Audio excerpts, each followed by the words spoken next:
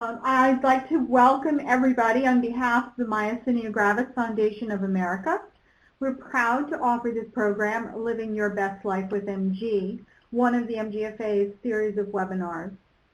I want to thank our sponsor, Alexion, for their generous support of this program. We're pleased to present our speakers, Suzanne Ruff, PhD. Suzanne is a recently retired psychologist with the Veterans Administration and is an accomplished clinical and research psychologist. She has worked with chronic conditions and neurologic diseases, including veterans with traumatic brain injury and polytrauma. Bob Averack is a 60-year-old semi-retired IT professional living in Delray Beach, Florida, and he's recently taken over as the group leader for the Myasthenia Gravis support group in Boynton Beach, Florida. Rachel Higgins lives in Austin, Texas, with her husband and 2-year-old daughter. In 2008, MG symptoms began and diagnosis of MuSK-positive MG was confirmed in early 2009. Rachel is an advocate for patient awareness and MG support groups. Our panel will explore strategies for living your best life with MG, both practical and psychological. I'm going to cover some housekeeping points, everyone. We ask that you mute either your phone or your computer, because if you have two devices open, we will get feedback that could ruin the call. Please hold your questions till the end. To minimize ambient noise, we will also mute all participants from our phone here. You can type your questions by using the chat box to the bottom right of your screen. Thank you so much for being part of this program. And now, Suzanne, would you like to begin? Certainly. We'd like to welcome you all. Thank you for signing on to the webinar. And I think if I'm reading it correctly, this will be up on the website. Is that correct, Larry? Correct. In a couple of weeks after today, it should be posted to the website. As you can see, our presentation is going to be on living your best life with MG. I'll start the presentation just by giving us a brief overview, and then Rachel will present her journey, and then Bob will present his, and then we'll go to, excuse me, the, I guess, more formal part of the presentation, but we hope that it will be lively and informational for everyone. Suzanne, a couple of people are still complaining that they cannot hear you very well. I think you might have to really shout. Okay. Excuse me. I have the beginning of a cold, so I will try my best to speak louder. That's much better. Excuse me. A little bit of a delay on the slides. So myasthenia gravis, as you all know, is a chronic medical condition. And when one's been diagnosed with a chronic medical condition, there are really 3 tasks that you need to address in managing your condition. You need to learn to care for your condition. You need to learn about it. You'll need to continue to learn about it because the field of research happily is expanding our knowledge in the medical field. Learn to manage any emotional changes that your condition may bring about. And probably most importantly, you need to learn to return to your pre-diagnosis life as fully as possible.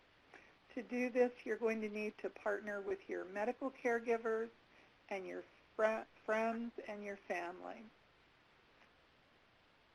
And Rachel, you're on. Thank you, Suzanne. And I just have to say what an honor it truly is to sit here with these fine folks who I didn't have the opportunity to share life with prior to this webinar. So I'm tickled to be here and excited to share what I can of my journey with those of you who have joined us, and maybe there will be something that speaks to you. As you heard Kathy mention, my journey began with MG in 2008 when I woke up one morning and I was unable to spit out toothpaste. And then over the next few months, symptoms then progressed into crisis mode where there was double vision, lack of neck muscle use, a lack of swallow, etc. You know the drill. My weight dropped rapidly because I could not eat at that point in time, and then plasmapheresis became my lifeline. My diagnosis came in early 2009 after typical MG had been ruled out, as Bell's palsy was also ruled out. So it's stroke, myopathy, and then ALS was ruled out as well. So we're glad for that, but we finally got the diagnosis of MuSK-positive MG, which that was a good thing considering some of the options that had been lorded over us. And over the next 3 years, we tried all the drugs we possibly could, as well as IVIG, only to learn what most of us know, and that's that MuSK-positive MG is not super responsive to many medications. So following 5 permacath installations and plasmapheresis up to 3 times a week for about 3 years, it was in late 2011 that we tried our last option at that time, and that was a fancy new drug called Rituxan. So we said, why not? We, and I say we, my husband and I, Lee, we were ready to do just about anything, and we will tell you today that Rituxan became the pixie dust that gave us our life back. Our journey has been a blessed one, and we've been blessed to work with doctors who are and who were very much willing to collaborate with other doctors. They weren't afraid to raise their hand and say, I need assistance with this case.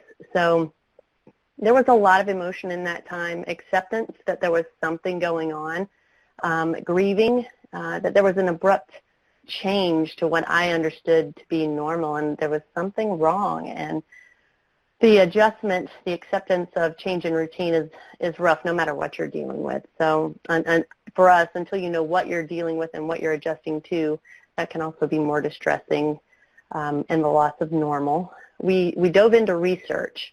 You may have this, you might have that. So we would research any disease name that we heard of. We would get really comfortable with it, one disease or another, and then we'd say, no, it's not that. We'd learn that's not what you have at all. So we started joking that we had different friends moving in and out of the house.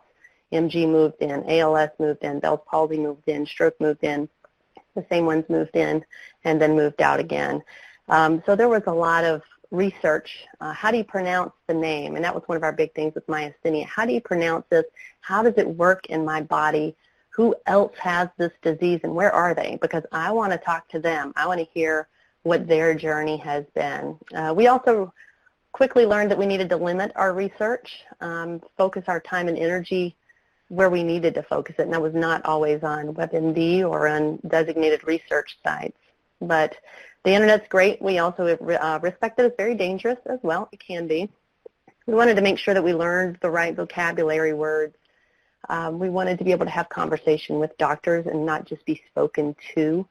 So we would write down our questions, whatever questions came to mind while we were doing research, and we would start asking questions. So we wanted to be educated, and that's one of our pieces of advice for anyone. It's be your own best advocate. You have to learn vocabulary words. You have to learn what's going on so that you're not just told what to do, but that you understand it. You also need to be able to understand your new limits. What are your current limits? Your limits are not going to be the same. I used to be able to do much more, and quickly learned that I needed to adjust what my expectations were, so defining those limits, respecting my body, respecting the disease, and all of that to also respect my caregivers. I needed to honor the time and energy that they were providing to me. I needed to get back into exercise gently. I wanted to feel my muscles. I wanted to know that my body was still mine. It made me feel normal. So by doing stretches in a chair, maybe lifting a can of soup here and there, or being down on the floor just stretching my legs, especially on dizzy days or double vision days, just being able to walk around the house on the inside so the Texas heat didn't slow me down anymore. These little things helped me build up strength and confidence that I could go walking outdoors. I might get back on the bike someday. I was able to play softball again later. it also gave me confidence to share my story with others.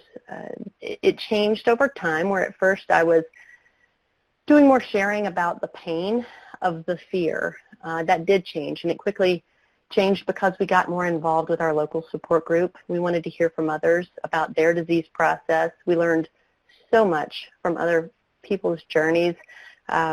We began a family email just to update family members about what was going on. That grew into a blog to do a larger communication path more broadly, of course, and that became the outlet that I used for my thoughts and emotions. It helped me normalize just a little bit, and I think you heard Suzanne mention the pre-diagnosis life. It helped me feel a little bit more like myself. We also got involved in support groups, and were it not for those support groups, we would not have progressed as much as we did. We gained so much from taking part in those groups. We became more involved with our local MDA chapter as well as the local MG events sponsored by hospitals, and we helped start a couple of support groups in this state. So we gained so much healing from giving back, and that was through sharing our journey, talking about it with others, both caregivers and patients. And we learned a lot in support groups, such as put tape on your glasses during double vision, or how to lift your chin or tilt your chin when you're swallowing and you're having choking episodes, or why you need to minimize your purse and use a backpack, things like that that I never really considered until I learned from other support group members. So respect your new normal. What does that look like? It's okay, whatever it is. Your body is still yours. MG has moved in, and it's not going anywhere. So how do you live together? It impacts you. It impacts your family, your caregivers, your friends. It took me a while to really respect the power of the disease, and then to respect myself amidst all of that. I still have authority over this disease, but I have to honor the boundaries, the new boundaries, whether I'm in remission or not, be it medical or otherwise. And I have so many folks around me who have experienced remission, and rightfully so, the expectation, the hope, the joy returns that this is normal, but you can't forget that MG is still there. So today, MG and I have a nice balance, and we try to honor each other in that space, and just redefine the normal. What is normal? I used to consider myself a very active athlete. That used to be on ball fields, and I'd play multiple nights a week, but I was able to return to a ball field, so I felt good about that. I don't play at the same speed or intensity that I used to, but I definitely feel like I've returned to a pre-diagnosis life, back to some level of normal, and it makes me feel good about it. Healing comes from knowing that I can do what I used to do, but now I also am proud to say I have new boundaries and limits, and that I'm okay with those. So I live proudly. The days of cowering behind my husband's shoulder when people would say, she's got double vision, or she sounds like she's intoxicated, those days are gone. Now I want to help people understand, how do you pronounce myasthenia gravis? I want to help raise awareness. I want to help raise funds. I want to help grow support groups and help organizations like the MGFA and their efforts to support us. So it's taken a lot of time and a lot of mourning at different places along the way, and sharing of emotions, and doing awesome webinars just like this one is another exciting part of our journey, and I'm blessed to be here with you guys. So thank you so much for including me. And Bob, I'd love to hear more about your journey now. Well, and and there it is. Good evening, everyone, and let me echo Rachel's words of how very honored, how very privileged I feel to be able to be part of this webinar this evening, and what a privilege as well as it's been to get to know Rachel and Suzanne and the process of developing this webinar. And you'll see along the way that a transition from why me and what the heck's going on here to one of joy and gratitude, and I guess I'm expressing some of that right now. But let me turn to the beginning. It was spring of 2006, I was returning from a business trip and arrived at the airport, at LaGuardia Airport in New York, and was making my way back to Connecticut, when all of a sudden I had this strange sudden appearance of double vision. And I was like, what? Okay, what is this? What's going on here? And somehow managed to make my way back home, covering one eye and winking and blinking and whatever it took. But I got back home, and next thing I knew, I went to see my ophthalmologist to find out what was going on. And after a series of tests back and forth, including engaging a neuro-ophthalmologist, we reached the conclusion that, in fact, that I had ocular myasthenia gravis. At the time, they were doing differentials against MS. There was some concern about MS at the time, which, I have to say at the time was for me a very unsettling thing, because I lived, pretty much my entire life until my mom's passing as a caregiver of her as a full adult life MS patient. But we eliminated that as the reasoning, and in fact confirmed that it was ocular MG.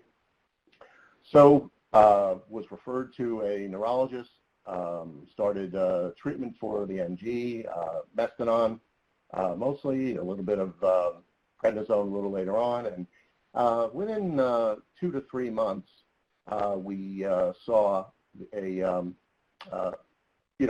control over the double vision symptoms. And so I returned to my very, very active, high energy professional life and family life. At the time I was very much involved in the IT community, both within my company and beyond, and felt like, okay, I can deal with this inconvenience. I've got this thing licked, and was told at the time and read that if I would remain in a purely ocular state of MG for 5 years, that was pretty much a predictor that it would remain purely ocular and that I wouldn't turn generalized. Well, okay, God had other plans. And around late 2010, going into 2011, I began to feel some early symptoms of generalized MG. Some of my ambulation was affected. I noticed an increase in my fatigue levels. Started to feel some weaknesses in my upper arms, particularly when raising my arms. And later on, began to start to experience some of the other facial affects of MG, whether it was the feeling of slurring speech, or what I lovingly refer to as mushmouth mode, even when I go into it now. And fair warning, it could happen this evening as well, although I did take a Mestinon about 2 hours ago.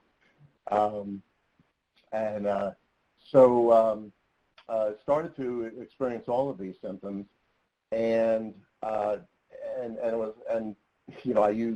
say from the benign to the ridiculous, a little bit of a play on words, but that was again sort of my attitude toward the whole thing. Like, what the heck is going on here? And I'm mad. I don't want to deal with this stuff. I want my high energy life to continue. And that was also around the same time that I had switched neurologists, and prednisone became really the drug of choice, at that time. And for those of you who are on prednisone, you certainly understand the notion of it as being both blessing and curse, or that it certainly can be. And for me, it was a struggle to find that balance, to find the right level of prednisone to bring me to a place of being asymptomatic or at least, mildly symptomatic, while at the same time not incurring some of the side effects that are, well known to occur with prednisone. But in general, I could say that in that time period, going into early to mid 2012, I was in a state of pretty much an asymptomatic or mildly symptomatic state, really would be a better way to put it. At the same time, there were things that were going on in my personal life that would prove to be impactful with respect to my MG. I was going through marital issues, and at that time, was working hard to maintain my career, to restore the house to a happy place, and to also to deal with my MG, and that culminated at the end of 2012 with a decision by my then wife to end the marriage, and she left our home along with my stepsons, and I believe that a lot of the stress associated with with that kind of put me into a tailspin into what would ultimately become a myasthenic crisis. In January of 2013, I was while living in Connecticut, I was actually visiting family in Florida, and could barely get off the chair. Found it extremely difficult to just move around their small apartments, and knew that something was dreadfully wrong. I was having difficulty breathing. A lot was going on. I called my neurologist in New Haven, Connecticut, and he said, "Get yourself to an ER immediately," and recommended the Cleveland Clinic in Weston, Florida, because of their reputation for their neurological services, which is where I went. And for the next 6 days, I was a patient at the Cleveland Clinic undergoing IVIG, for those of you unfamiliar with that, intravenous immunoglobulin therapy, to try to deal with the with the symptoms. I will say that I was very lucky, in that even though I was experiencing these breathing issues, I was able to work with the medical staff there to keep myself from being intubated, and that ultimately the the medication did work in at least relieving the acute symptoms. But I will tell you that you don't come back quickly from a myasthenic crisis. When that occurs, you can expect that it's going to be a while until you start to feel like yourself again. But speaking of feeling like yourself again, up until that point, I felt like I was going to, control things. And I am very, very guilty of self-medication. And that is making my own adjustments to my own, prednisone levels and things like that, that I felt like, I was a smart guy. I was doing my research. I was always looking up stuff on the computer, and I could ultimately control this thing. And I learned a very very important lesson, which is that you have to respect this disease. You truly have to respect this disease. The good news is it's wholly treatable, and we can live very fulfilling lives. But that doesn't mean you don't respect it, and that you don't work in partnership with your your providers, but you got to stick to the plan that the plan that you agreed to is the plan you got to stick with. You don't get to the point where you feel like I've got this thing licked. You've got to stick to the plan. And so, with that, came the age of acceptance and the realization that, much like what Rachel said, I have to recalibrate my definition of normal. What is the new normal going to be for Bob? It's not the normal of 2009, 2008, 2007. This is a new normal that I'm going to live with going forward. And in respect of that, I made an important decision that I was going to do some significant restructuring of my life. Why restructure? Basically to give myself the greatest opportunity to succeed in life and have the most fulfilling life I can in the face of this thing called myasthenia gravis.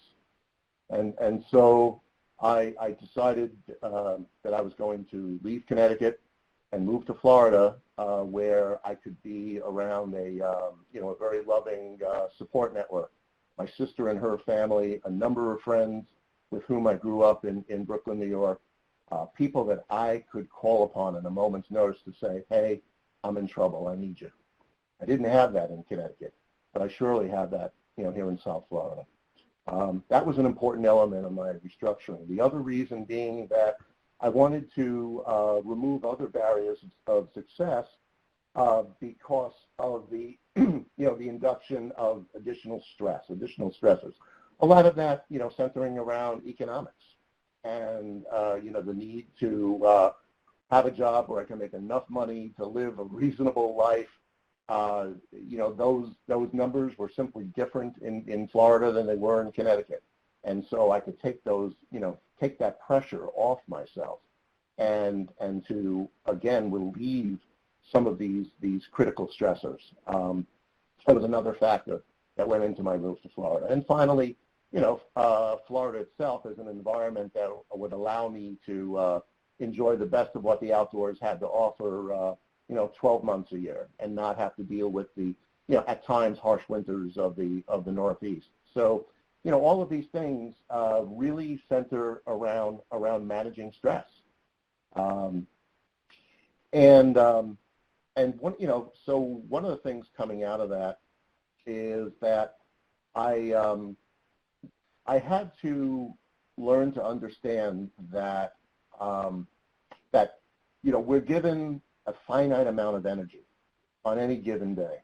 We have the capacity to do X number of things, not X plus Y, X, and that we have to accept that as well.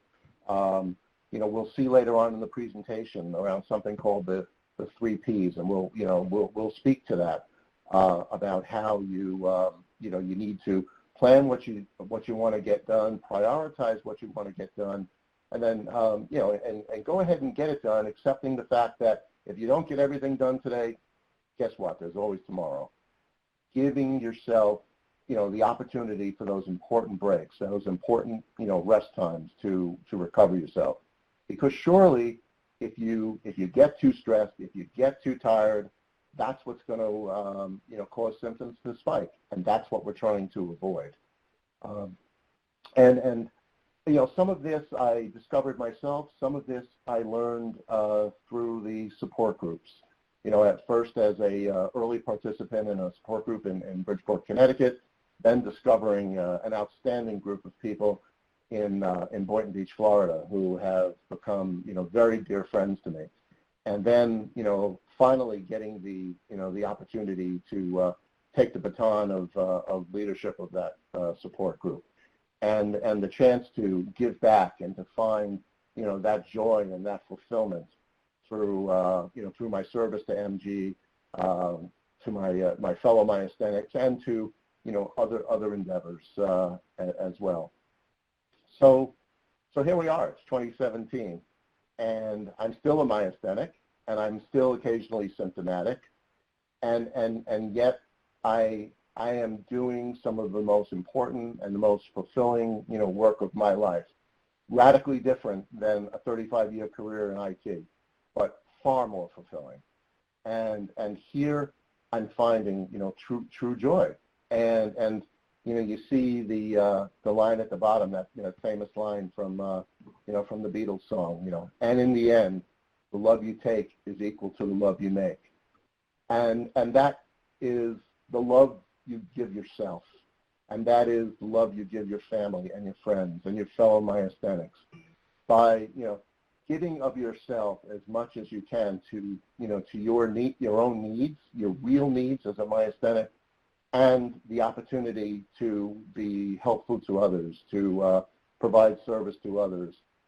There's an opportunity here to really find, true joy and true fulfillment. And that, for me, is a gift bestowed upon me for the fact that I'm a myasthenic.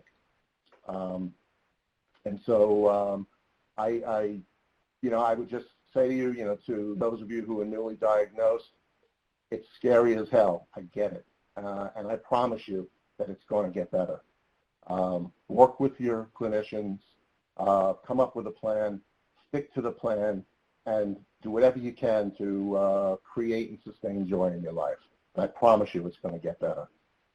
So, that's it. That's my journey. So, thank you. I think we can move on. Thank you, Bob, and thank you, Rachel. Of course, we practiced this beforehand, and I have to say that after I heard both your journeys, I don't feel like talking. No, I just feel like thank you. That's not part of the deal, Suzanne. You got to keep going. That's right. Okay. So we'll go to the next slide now, and I think what you heard in both Rachel and in Bob's journey are that taking care of yourself when you have a chronic condition covers a lot of different areas in your life. And on this next slide, I've sort of broken it down into 4 main areas. There are others, but these are the basic ones that I think touch most people. The medical area of your life is certainly extremely important. Excuse me. As I said before, and as you heard from Bob and as you heard from Rachel, you need to learn about your condition. You need to research reliable information. I have that underlined because there is so much information out there on the web. Some of it is absolutely inaccurate. Some of it may be good for some people, and some of it's good information.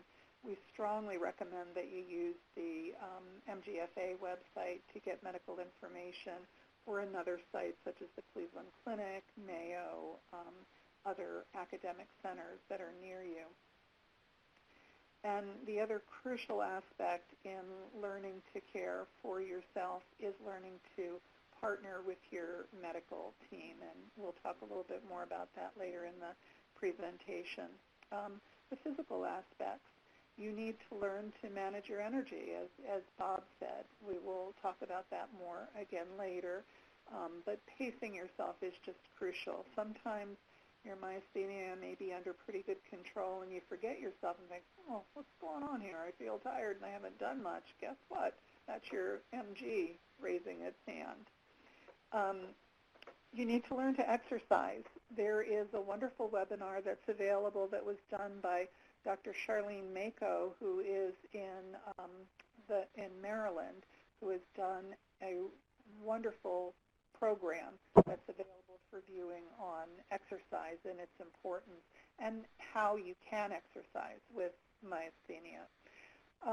The other thing is that you need to learn some organization and some time management too in order to manage your energy well.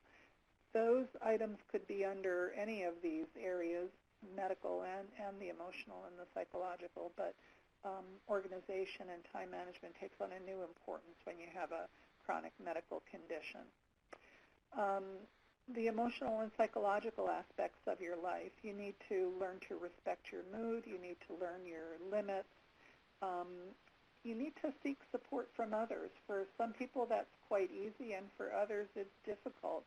You may have spent most of your adult life being quite independent, and it's certainly a skill to learn how to seek support from others. Support groups come in are wonderful for that. Monitor your self-concept, as you heard from Rachel, and I'm going to ask Rachel to speak a little bit more about this. Rachel, you thought of yourself as an athlete, and when you have myasthenia, you really couldn't do much at that point.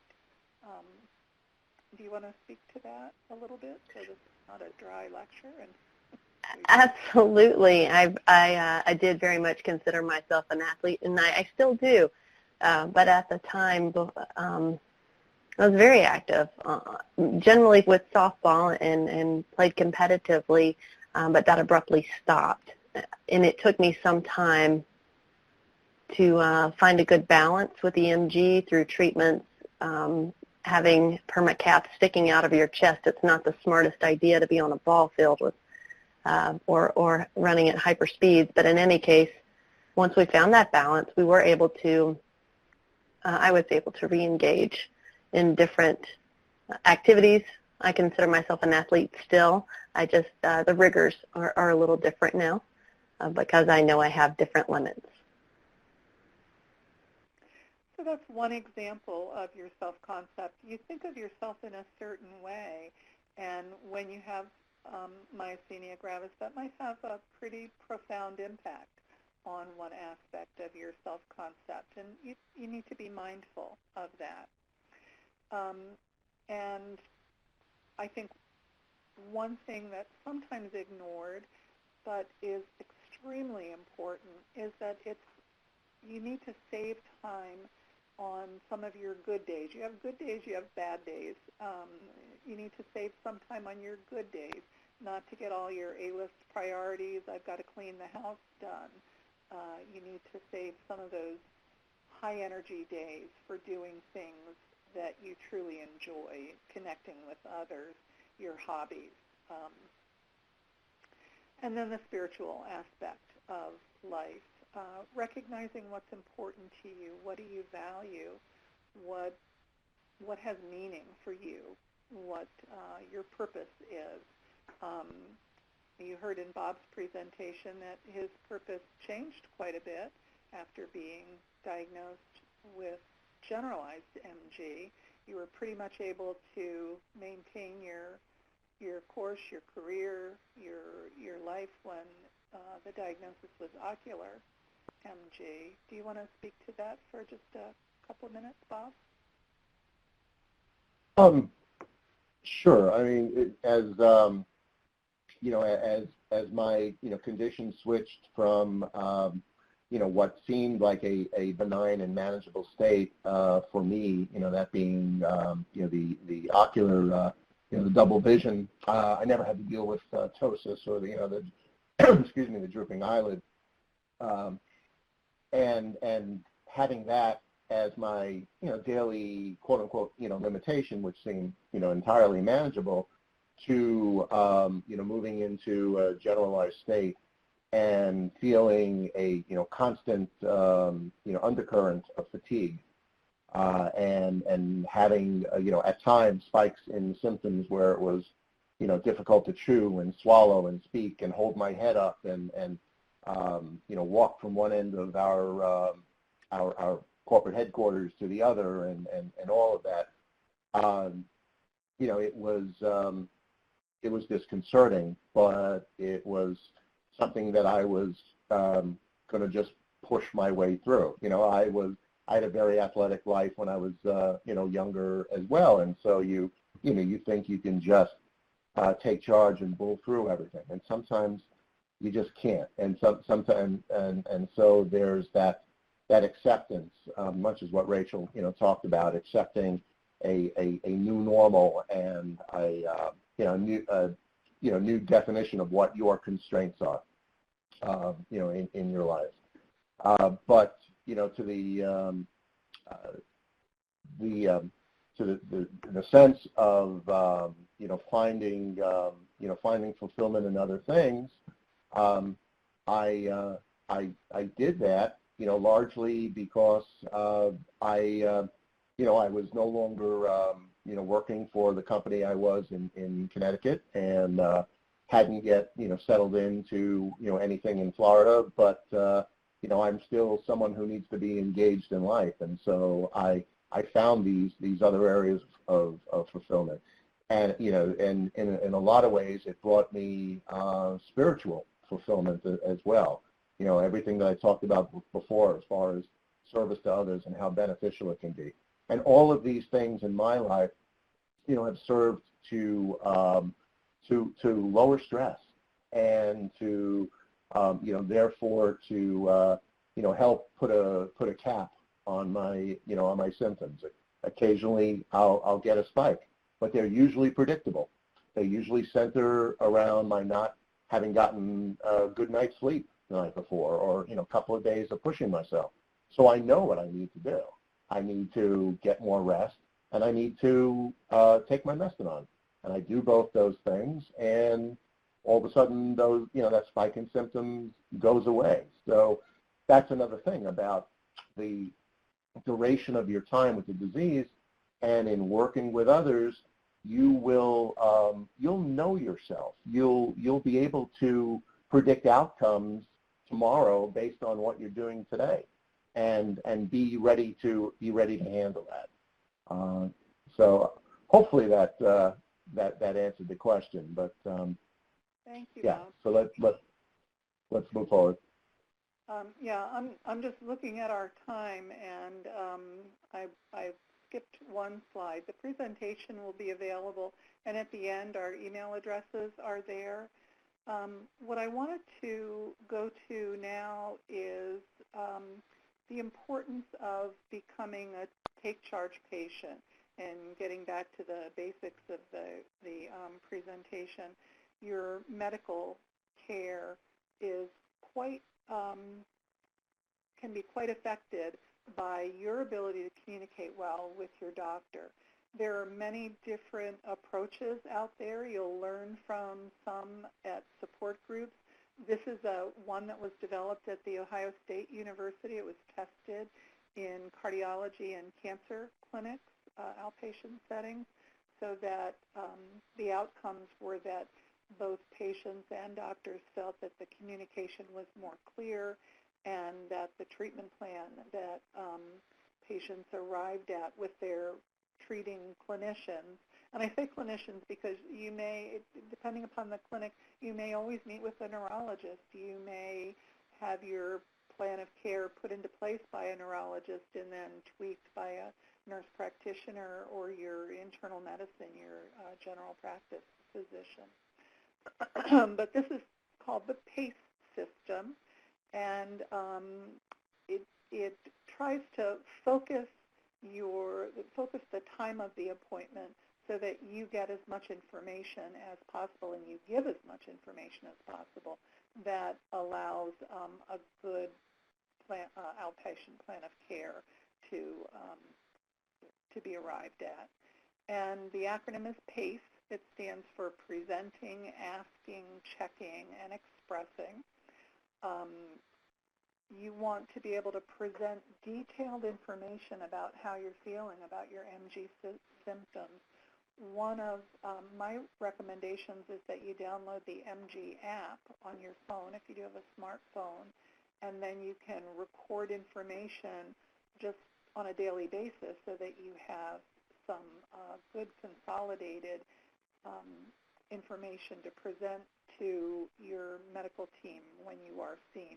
Appointments today are so short. There are many clinics where the doctor's given 15 minutes to meet with you and is, spoken to, I guess, by the clinic staff if, things aren't moving along well. So if you have information already in hand, your appointment can go more smoothly. Be sure you ask questions. One of my favorite examples of that is when my daughter was 12, she got contacts. She played in sports a lot. And the person who met with her spoke to her for an hour and then said, okay, got up and left the room without giving us the And that's just one example. I'm sure that that's happened to all of you. Be sure that you ask questions if you don't completely understand what's going on. If the appointment is too short, then find out how you can get your questions answered. Some medical systems now have the ability for you to email, and you can ask questions then.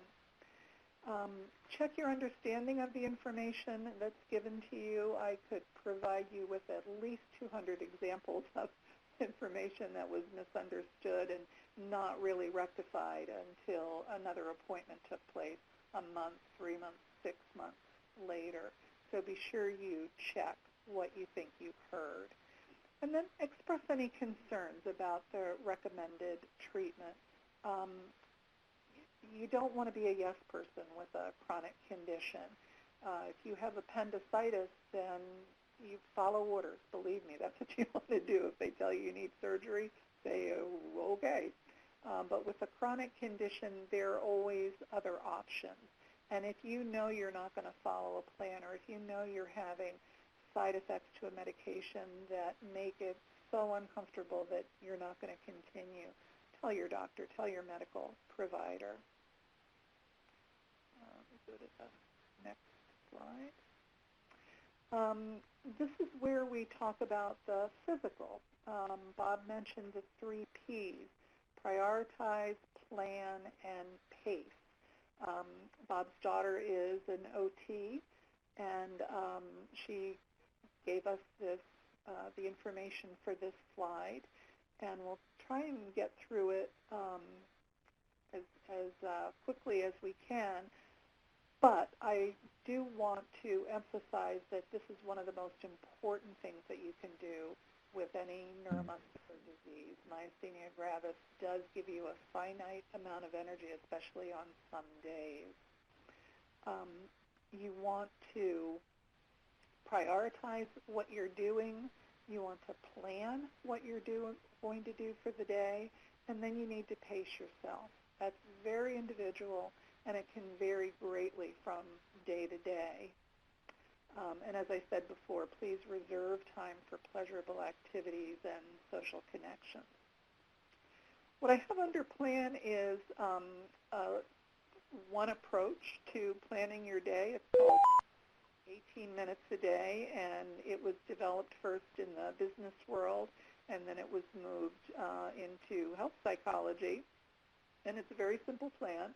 You take 5 minutes at the beginning of the day, write down what your priorities are, the things that you wish to get accomplished. And what I would like to tell my patients is that if it takes you more than 5 minutes, then your list is too long. So you need to be able to do it in 5 minutes. And then you take just 1 minute at the top of each hour for 8 hours, normal work day, and you just check on your progress. It's a reorienting activity. You know, oh yeah, I never got to the laundry, or I never got to that work project. I better pay attention to it now. And then at the end of the day, you take another 5 minutes, and this is where it moves from the business world into health psychology. And you just take 5 minutes to think about what went right. What things were you able to accomplish? Don't spend time on the things that you weren't able to accomplish. They go on your list tomorrow. It's important to figure out what works in your life. I was able to accomplish this task because everything that I needed was right there. I didn't have to get up and go and get several things. So we will go on. At this point, I'm just going to very quickly just read this slide. I know you're not supposed to do that, but we're already at 6:50, so I don't want to take too much time with it. We did speak about it. Rachel and Bob both addressed sort of how they were feeling pre-diagnosis. You know how you felt pre-diagnosis, after you've been diagnosed, and then the tasks that you need to accomplish. You need to develop some adaptive coping strategies. You do need to monitor your mood. You need to recognize if your mood is becoming more depressed. Clinical depression isn't common. It's slightly more common with chronic medical diseases. but it's certainly not inevitable, I would say. And then I hope to be able to move to utilizing some of the tenets of positive psychology.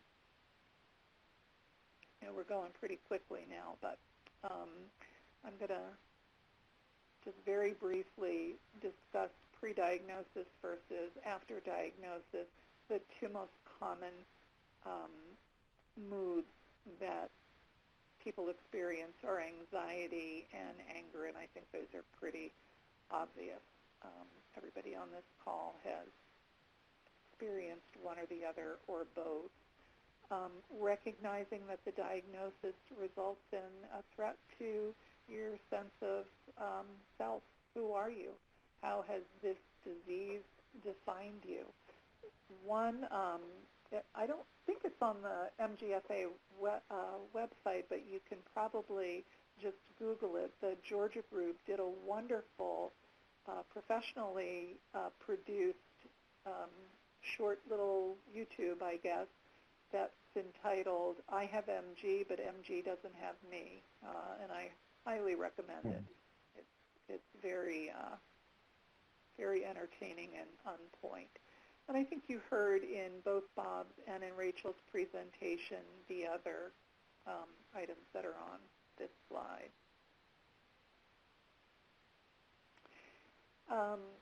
The continuing emotional impact certainly varies with whether or not you're in crisis. How acute is your disease? How long does it take for someone, for a plan of care to be put in place?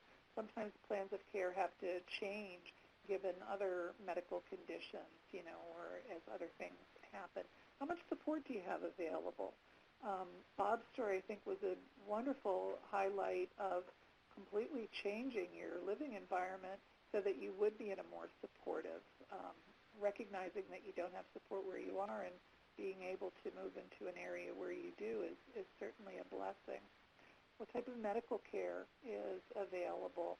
You might live in the middle of nowhere and have to travel, 2 to 6 hours to get to a large medical center. And all of those things affect your ability to return to your life, the life that you lived before diagnosis.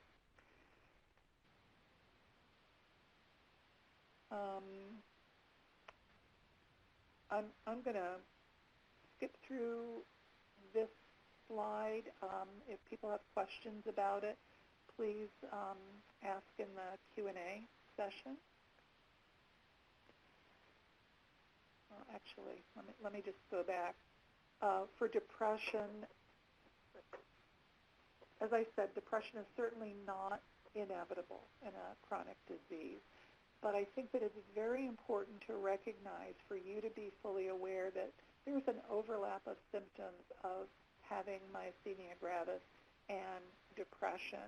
And you want to be sure that you bring these up when you meet with your medical team. If you're meeting with a specialized medical team, they will be well aware of the overlap, but your general physician might not be aware of these, or you might meet with another specialist who might not be aware of these. You don't want to confuse low energy, daytime fatigue, lack of sleep, changes in your eating habits, all of which are symptoms of depression with medication and medication side effects, as well. You don't want to have them confuse depression with symptoms of your myasthenia gravis. Anhedonia is the most common symptom of depression, and it's the inability to feel pleasure in activities or with people that you usually do, usually are pleasurable for you. You have to distinguish between, do you really not want to do something, or are you pulling out of social engagements because you're concerned that you'll have a sudden drop in your energy level, or you're concerned about how your face might look if your eyes start to droop, or if your speech starts to slur. And once again, I'm just going to say depression is not inevitable, but you definitely want to seek responsible treatment if you are feeling a depressed mood more often than not. Listen to your friends, listen to your family. You might not recognize it yourself.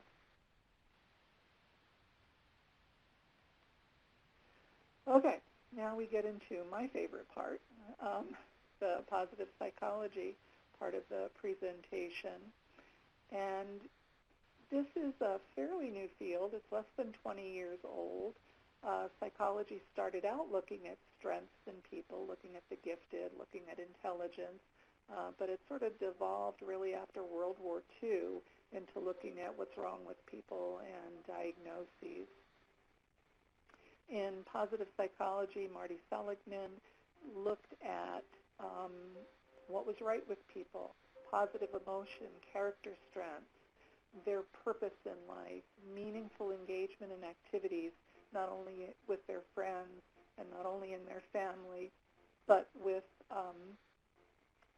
communities. A crucial concept in looking at these things was that the constructs that they were looking at needed to be measurable and they needed to be changeable. We don't want to study something that people don't have any control over. One of the most powerful exercises that was looked at, and it's been looked at literally around the globe and in many different settings, both medical and mental health clinics, is the power of gratitude exercises, something that it doesn't come to us naturally. We naturally pay attention to what's wrong, what could be harmful to us, what scares us. That's just the natural proclivity in humans. It takes more effort on our part to pay attention to the positive things that happen. And so keeping a gratitude journal, here's just one approach to it, can really boost your mood, can reorient you to what's going right in your life.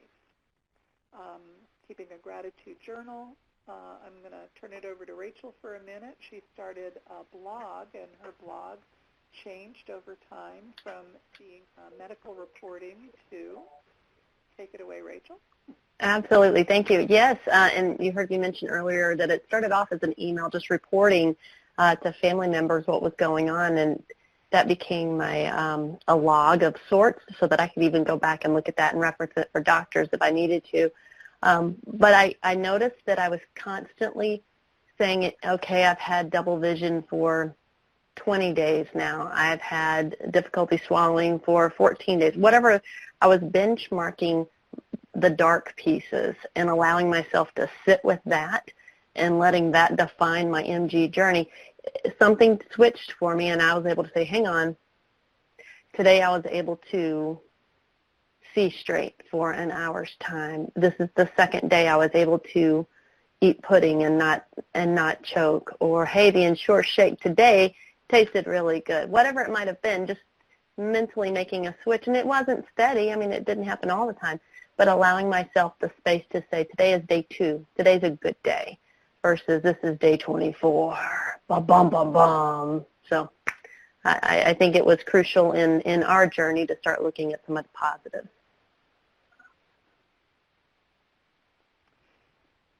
The last concept that we just want to bring up is post-traumatic growth.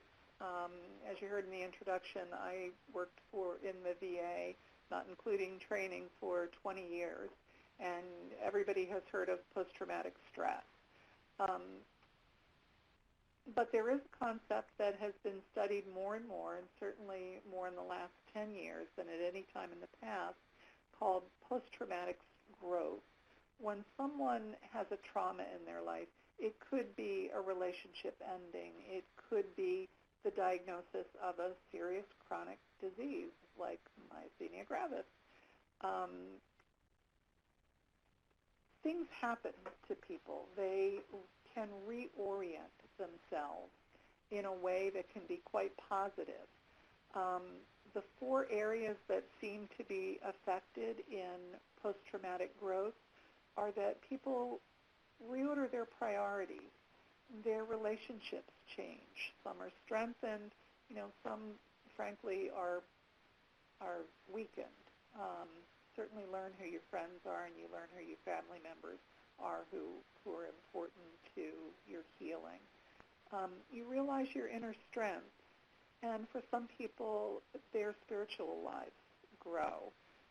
You heard from Bob that he really reordered his priorities. He left his job and moved to an area where he had a lot of support.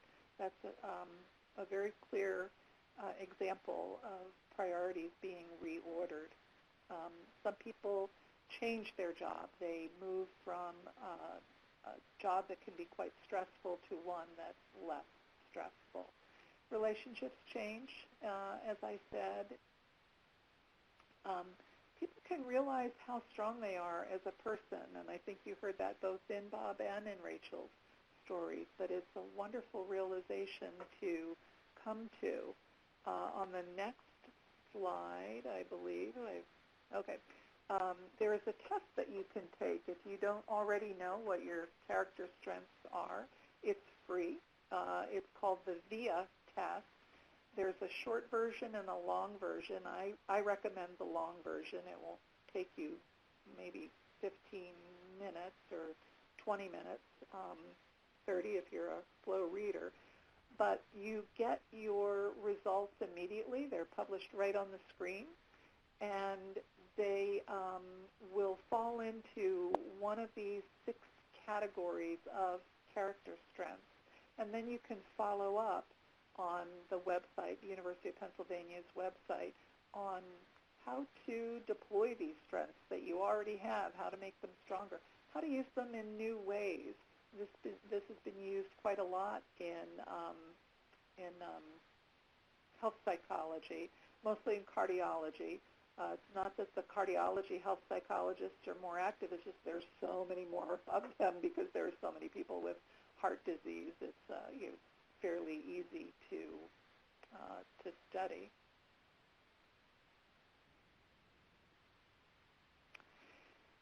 And the other area of spiritual growth is identifying what your values are and how much time you're spending on things that you truly value. How much time do you spend with your family? How much time do you spend in your community? How much time do you spend on what truly matters to you? You can keep a log. You can find out that you're maybe on social media 3 hours a day and with your family an hour a day, and you might want to try and flip those, for instance. And I believe we're coming to the end of the slide. These are just some positive steps that you can take. Keeping a gratitude journal is very powerful. I've used this a lot in the past with my patients, and I had so many wonderful stories when people come back, when they take time to dwell on the positive things in their lives. As we said, it's extremely important to pace yourself. It's extremely important to stay as active as you can, and it's extremely important to keep up all those things. I know we're at the end of our allotted time, but Kathy and Larry promised us that we could stay on the phone as long as you're willing to stay on the phone and to start to answer your questions. But first I want to ask Bob and Rachel if they have anything else that they'd like to talk about before we go to questions and answers. Yeah, I think it would probably make sense to go right to questions, and obviously we'll be interjecting things in response to the questions. There was an earlier question that somebody raised, asking if any of us have had any personal experience with thymectomy as part of our treatment, and for for myself, no, I've not had any thymus surgery. I can tell you that there was, and it is posted on the website, on the myasthenia.org website.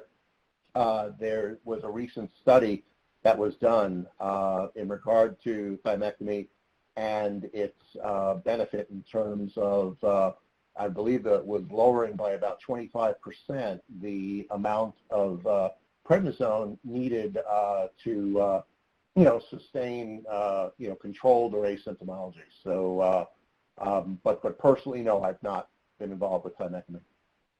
Yeah, I want to say there's a webinar that's on that, maybe done by Gil Wolf.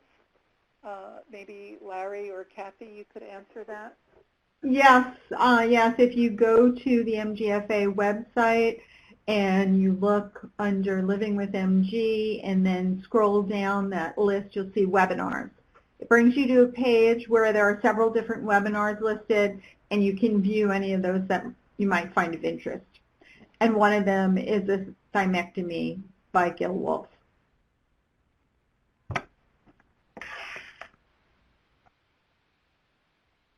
Okay. And do we have, well, I'll try and scroll up through the questions and see if we're hitting them now. I've been tracking. I think we've covered all the questions so far. Okay. Does I just questions they want to type in, or Rachel, I apologize. No, that's fine, and I invite that as well if there are any questions to type it in, and I'm seeing lots of activity right now. I was just going to quickly say, and I see someone alluding to this, that I think it's okay to say out loud that the heavy thoughts, the dark thoughts, the depressed moods, this is normal, and it's expected in large part, but that it's very important to surround yourself. And Suzanne has mentioned that she walked through that. Bob shared some of his story, I did as well, but acknowledging that MG is real and the emotions that come with that, they're real, and you have a voice, and it's okay to share those moods and thoughts with a safe network of people, and also give yourself space to grow. You feel those, acknowledge why you're feeling those feelings, and grow through that as well. I'm trying to see about our questions here. I'm seeing from Mari an 18 minutes a day question. I think it goes back to those 3 Ps. Yeah, and I think that's going back to the prioritizing your day and checking yourself and what you're accomplishing through the day. Right. I don't know what the specific question is. The 18 minutes, there's a book, and I believe that the title is 18 minutes a day. Again, it was written for the business world, how to sort of stay on track. In health psychology, it's used more for people who have fatigue, energy problems, mostly neuromuscular diseases. We also use it for parents whose children have chronic medical diseases. It's really to sort of keep you on track. And Mari, if you could actually type a specific question, or you're very welcome to email me, and I will, and if you don't hear from me, please email me again in case you go into a folder that I don't see immediately. A quick comment for, I think it's Mother Galena, if I'm reading that, with regards to how to get your family and friends to get it. I don't think you can cause anyone to get it. You can share as much information as you have, and you can be calm about that at any time, and it may take them a while to adapt. I'm fortunate to have a family around me, family and friends, who are supportive no matter what we're dealing with, but I've met many through support group networks who are not surrounded by people who, one, understand that this is really a disease. They're not just being lazy on the couch. And it's taken their stepping outside the family for support to make sure that they do have support while family and friends transition. Right. Yeah, I'll just add to what Rachel said there that, unless we're going through, very dramatic acute symptoms where it's obvious to everyone that we're not, doing well, something that's visual, much of what we go through as myasthenics are subtle changes to, what we can do, changes in energy level, in particular, and the need to take a little more time to do things, sometimes because of visual impairment or our bulbar impairments or whatever. And so we often present as if everything is absolutely normal and regular and beautiful, and there's nothing wrong with us. They don't understand that, yeah, there is. And sometimes it just takes some education and re-education until they finally understand that we look great, we look like everything is as it always was before we became myasthenics, but in fact it isn't, and that we need them to understand that. I want to comment too. Jan's has a comment here about guilt with feelings about impact on family members. I know I definitely dealt with that and feeling very guilty about how much time my boyfriend became fiance, became husband. He didn't run away, which I was wildly impressed with, but feeling guilty about how much I felt like he was sacrificing of his life to take care of me. And then additional family members and friends on top of that, the guilt that they're having to put their life on hold for me. The response I often, now let me take a step back, I would encourage him to go, please, I need you to go be out with friends, or invite his friends to take him out. In large part, I also learned too that that's how they are caregivers. That's their healing process too. They need to be part of this. This is their journey too. And taking care of the MG patient is part of how they cope. It's also part of their blessing. It's how they can contribute to the healing process. That's my experience. Bob, you may have other. No, I mean, nothing to add. I think it's spot on. We need to honor our caregivers and honor them by letting them be a part of it, by not pushing them away, but and also allowing them to find joy in things that we may not at that moment in time be able to participate in ourselves. But yeah, we need to honor our caregivers for sure. Someone else had typed in, Valda, in regard to your experience and a spike in your symptoms after the tragic passing of your brother, and please accept my most sincere condolences on that. It really it reminds me very much of my own spike in symptoms that occurred, after my marriage fell apart. And, these large traumatic events in life, loss of a job, loss of a spouse, loss of a loved one, they, I don't want to steal from Suzanne, she's the professional here, but they are major stress inducers. And in turn, that rise in stress does, have the capacity to do a number on us with respect to our MG. And, to that I can only offer this, and that is to try to get as much help and as much support as you can in dealing with that, that crisis situation in your life, and to try to, find ways to, care for yourself through rest, through exercise, through meditation, through whatever it is to kind of help you manage that, that awful spike in stress in your life, and all of the, the sadness and mourning that, that you would be going through. But it's very real. And I understand totally, Valda, what you've experienced. I think, too, the positive stresses, too, and I'm sorry, Suzanne, that might be what you're leading towards, is those positive and negative stressors, good and bad news. It can drain us. No, they certainly can. I just wanted to weigh in on the guilt question. Not being able to do what you'd like to do for your family members, your first reaction may be guilt, but what I would recommend is that you ask yourself, am I doing something purposefully to hurt or to not help my family member? And if the answer is no, this is my MG, then I absolve you of guilt. And it then becomes an issue, just as we've been discussing for the past 5 minutes, of repeating and repeating and repeating to your friends, to your family members, this is my MG. You can be a broken record. I think that's everybody has to find the phrases that they're comfortable in using.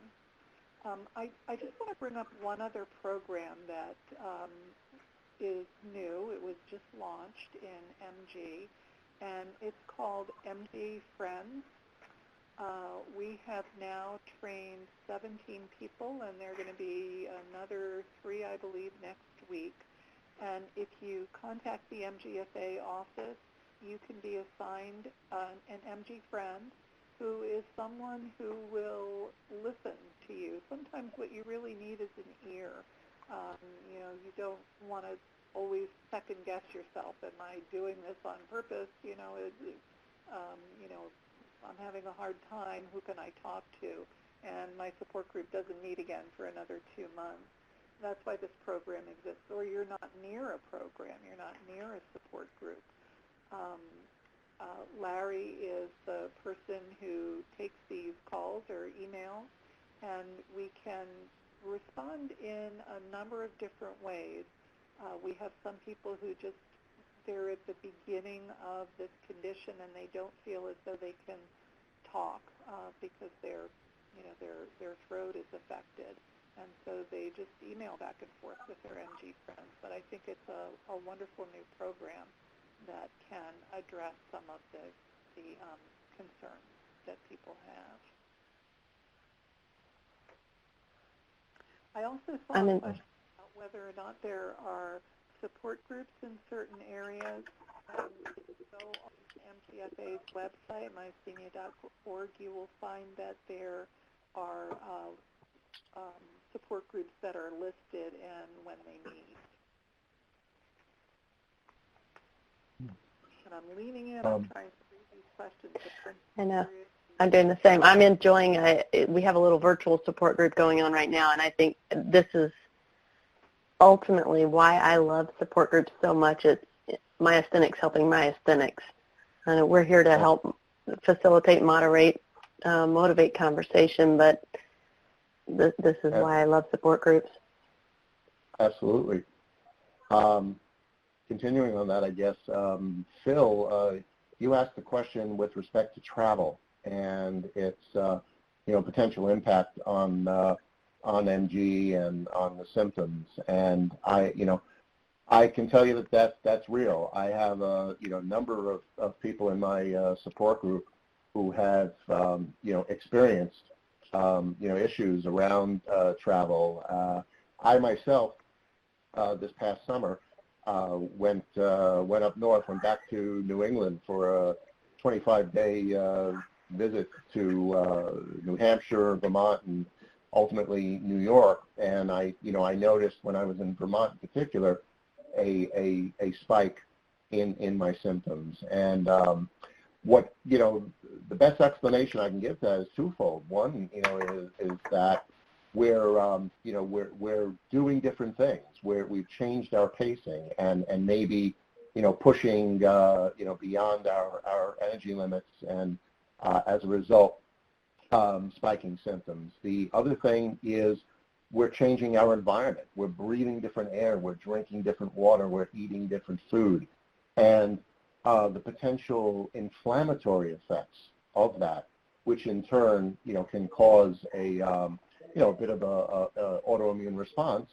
and a spike in symptoms. So yeah, that's a real thing, Phil, and something that you want to be very mindful about when you choose to travel.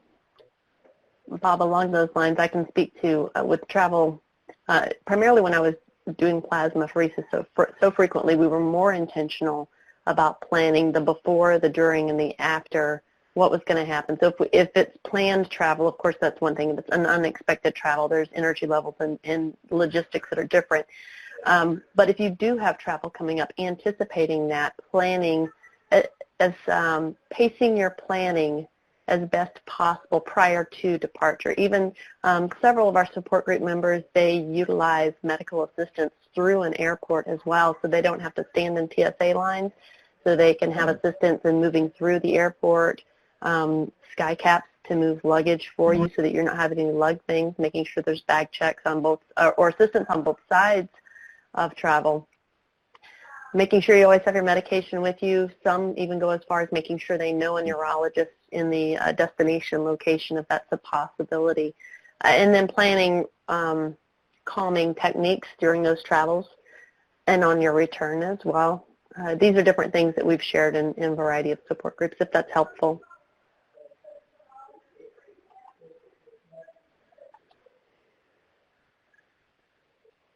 I think we may have scrolled through all of the questions that have been presented, unless I've missed any. We've got a couple of people typing at the moment. Okay. And Medical records. I just wanted to say that sometimes an MG friend is given a couple of weeks to contact you, but I will contact Larry and make sure that someone does contact you. Mother Galena, I like your comment. I just go and I have fun. I have a wonderful time and figure out what to do after. Caution to the wind. Yeah. I thought I saw a follow-up question there too.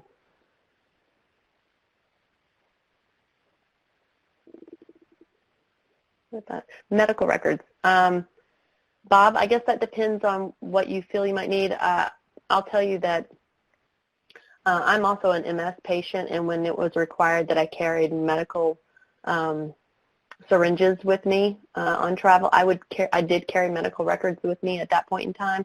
If there's something like that with regards to your myasthenic treatment, if it's pills, if it's a note from your doctor, for whatever reason, I have met other myasthenics who do carry some type of note from their doctor if it helps maybe passing through security or if it helps with airport regulations in some way. I think everybody's going to learn something different on their travels. Can't hurt to plan ahead. Absolutely. Well, and the other thing, in addition to that is, it's not necessarily a bad idea to get yourself a medical alert bracelet and to, have that state the fact that you are a myasthenic. And, if for some reason you end up in an emergency situation, those who are treating you on the scene, they will see that you are a myasthenic, and that will, affect their triage and treatment approach. So something that you want to consider as well. And Bob is specifically asking about traveling overseas. If you have a, I guess depending on, and maybe I apologize, I haven't scrolled all the way through. How about MG and the other parts? Overseas, developed world, undeveloped world, traveling off the beaten path, urban dwellings. I think no matter where you're going, you can only plan as good as you can plan. And if that means locating a medical facility in your destination city, locating other myasthenics, asking their opinion on possible neurologists, ask your neurologist if there's something they can recommend. Maybe your health insurance through work might have medical travel insurance.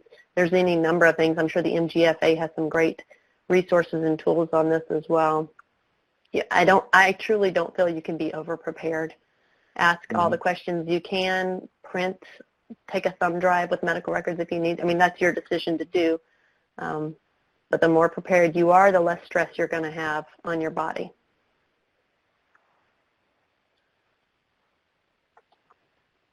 Go, Phil. Mother Galena, that's right. Go, Phil. Hop that plane. Within reason. This has been a lot of fun. I'm excited.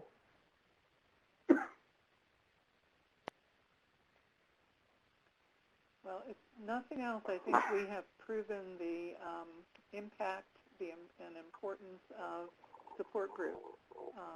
There are also, I don't think that we talked about this, but there are a couple of virtual support groups, and we're trying to develop more.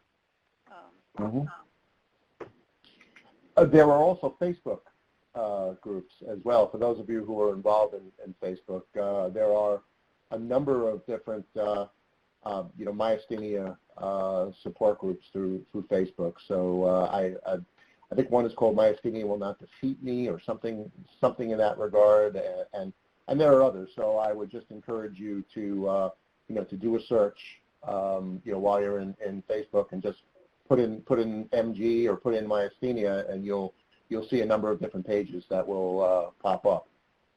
Particularly those of you who are remote, to available support groups. And I see the message, one person has raised hand, Laura Smith. Larry, was there a note with that? I couldn't read it quickly enough. I thought I saw a comment with... No. So Laura, if you'd like to type your question, you can.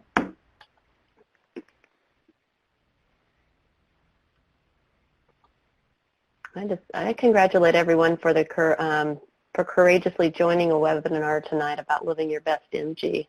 I think that says a lot about your owning your MG journey. You want to know more, and you're interested in hearing from other people.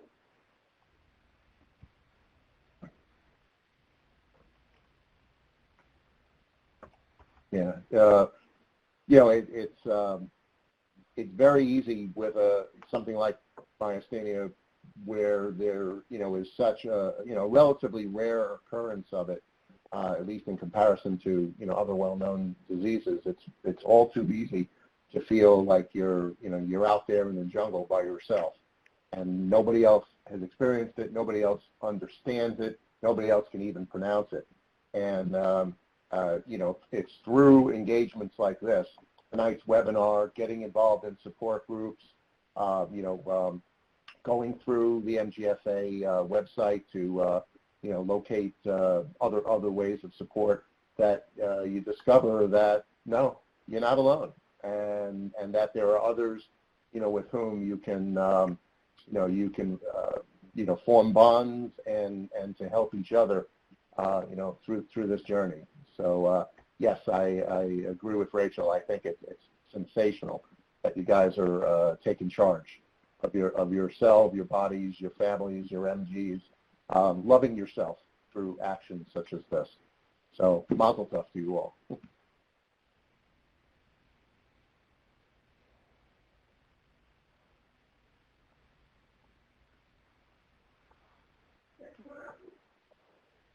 I still don't know. I don't know, Larry or Kathleen, if you can.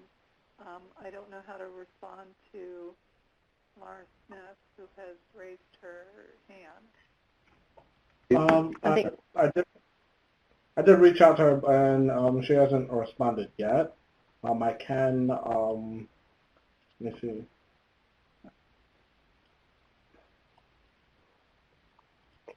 Laura, is there something that you want to, can you hear me, Laura?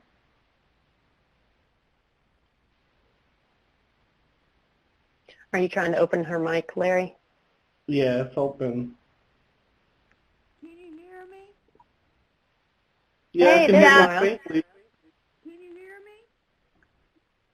Speak up louder. Okay, I've been having MG for 3 years, and I've had no luck with any meds at all, even the IV treatment. I have a lot of trouble with breathing and muscles and my arms and my legs and my throat, and they are still trying to diagnose me completely, and I just don't know what I don't know. I know about this new medicine that I read up about recently. I'm wondering about that. Are you talking about Solaris? Yes. Yes, well, you should reach out through your physician to see whether that seems to be an appropriate medication for you. Okay. It does seem to be something appropriate for those with refractory MG, which is what you seem to be describing. Yes, I get But what's that? I get out of breath a lot when I walk. I'm a musician. When I play the piano, my arms hurt. They get tired and weak. I'm just not finding any luck with anything. Yeah, I'm sorry, there's no easy answer to that. I wish. But I think you should check out the Solaris and see whether it might work for you by reaching out to your doctor and talking with him about it. Okay, there's just no support groups here in Richmond, Virginia. Oh. I missed that. Yeah, we can, why don't you call the MGFA office? Okay. And we will try and pair you up with an MG friend. That would be wonderful. I'll do that. Great, thank you. Thank you so much. All right, good luck. Thank you very much. Thank you, Kathy. So, I see Juana is typing. I was going to try and wind things up, but what do you guys want to do? Are you okay? I mean, I am fine continuing, or if we need to wind it up, that's fine as well. I'm readily available. I think it's great that we have our email addresses here, and I would invite anyone who needs to contact the MGFA, to contact myself, Bob, Suzanne directly, if there's any follow-on questions that we can support you with.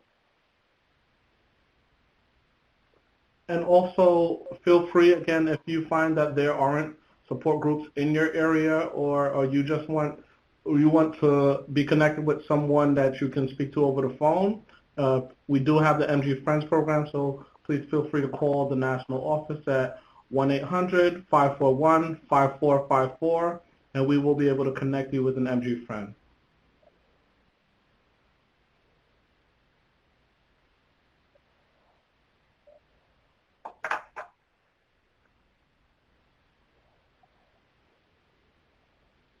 I see several people are typing. We'll wait for a few more questions.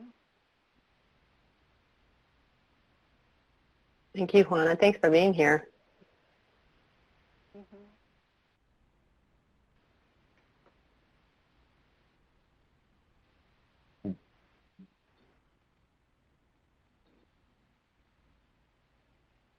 This is such a vibrant community. As Rachel noted, we're seeing support groups in progress.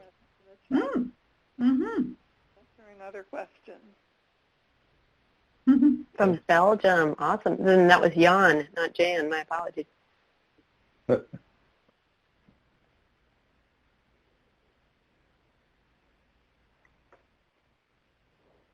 be very late in Belgium.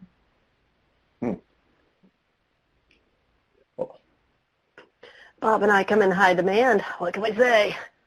Yeah. Suzanne, we already know Suzanne's a global superstar, so. I think I'm going to go out after this and get some moules frites in honor of our friend from Belgium.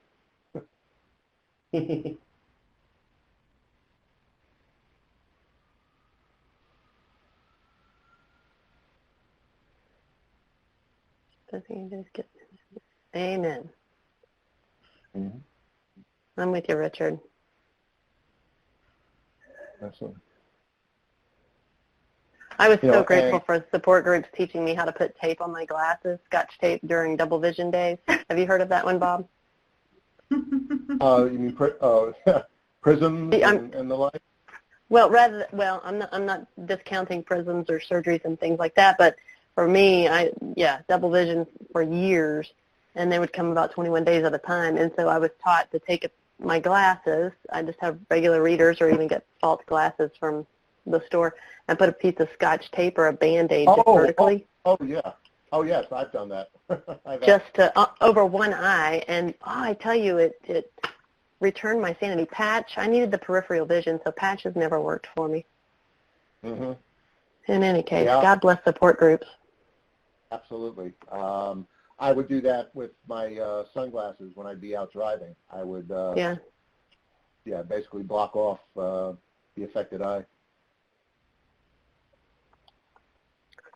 I don't think I'm seeing any more questions, maybe just commentary.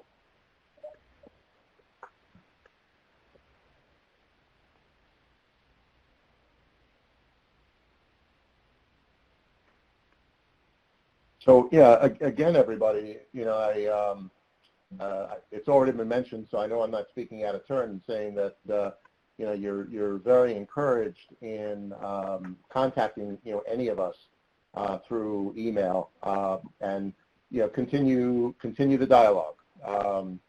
And for those who, you know, are anywhere near a support group, you know, I think this should demonstrate to you the, you know, the value of support groups for MG, and I would encourage you to do so. You know, my group in Boynton Beach, we have people who come from, you know, 40 miles away to our monthly meetings. So, you know, if you can, you know, if you can find one anywhere near you, you know, definitely go into the room. You're going to find a lot of camaraderie and a lot of great information there. So I think we have one last question about more detail on the tape on the glasses. Sure.